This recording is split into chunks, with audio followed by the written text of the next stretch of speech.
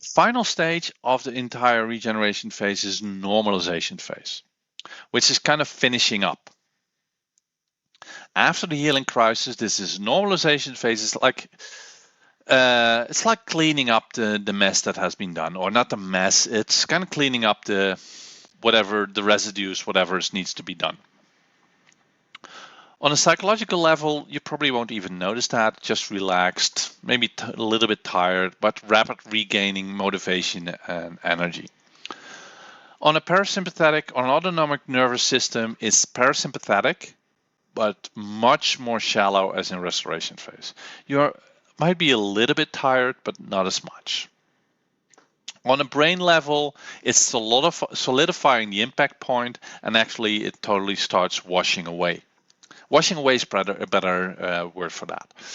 And it's restoring the impact point to normality.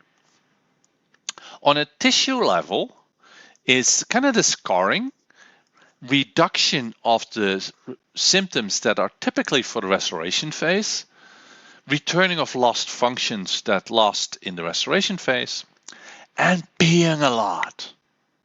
Like, remember the big squeeze?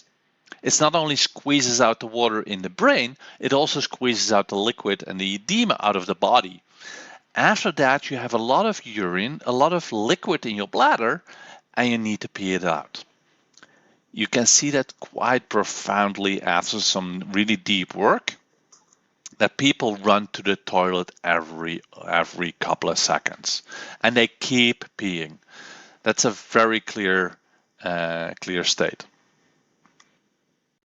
And then we end up in normality, which is kind of the end of the entire EMAP.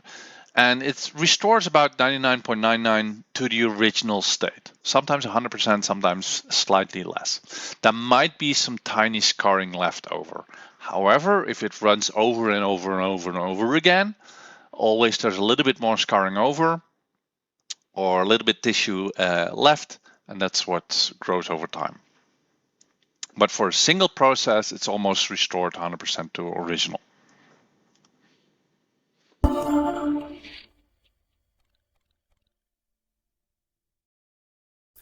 Give this episode a thumbs up when you liked it, and comment why you liked it, so I can even make more of that.